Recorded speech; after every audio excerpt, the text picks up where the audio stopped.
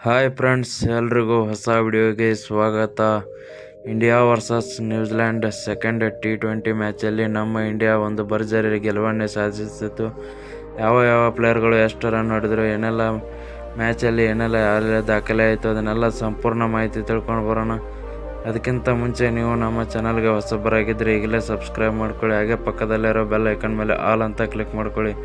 ನಾವು ಯಾವುದೇ ಹೊಸ ವಿಡಿಯೋ ಅಪ್ಲೋಡ್ ಮಾಡಿದರೂ ಮೊದಲು ನಿಮಗೆ ನೋಟಿಫಿಕೇಶನ್ ಬರುತ್ತೆ.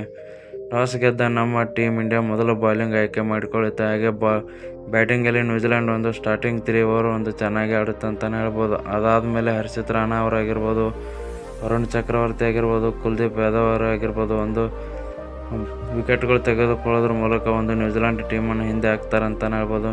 ನೆಕ್ಸ್ಟ್ ನಮ್ಮ ಟೀಮ್ ಇಂಡಿಯಾದ ಬ್ಯಾಟಿಂಗ್ ನೋಡೋದಾದ್ರೆ ಸಂಜು ಸ್ಯಾಮ್ಸನ್ ಅವರು ಓಪನರ್ ಬಂದು ಅವರು ಔಟಾಗಿ ಹೋಗ್ತಾರೆ 0ಗೆ.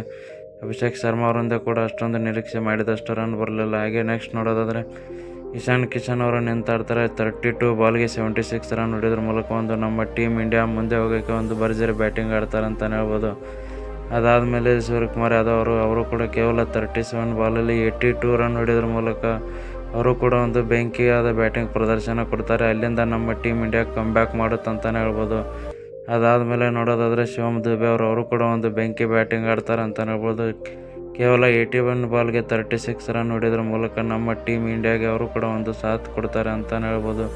ಹೀಗಾಗಿ ನಮ್ಮ ಟೀಮ್ ಇಂಡಿಯಾ ಅತ್ಯಂತ ಜಲ್ದಿ ಮ್ಯಾಚ್ ಮುಗಿಸಿ ಗೆದ್ದಿತ್ತು. ವಿಡಿಯೋ ಇಷ್ಟ ಆಗಿದ್ದರೆ ಲೈಕ್ ಮಾಡಿ, ಶೇರ್ ಮಾಡಿ.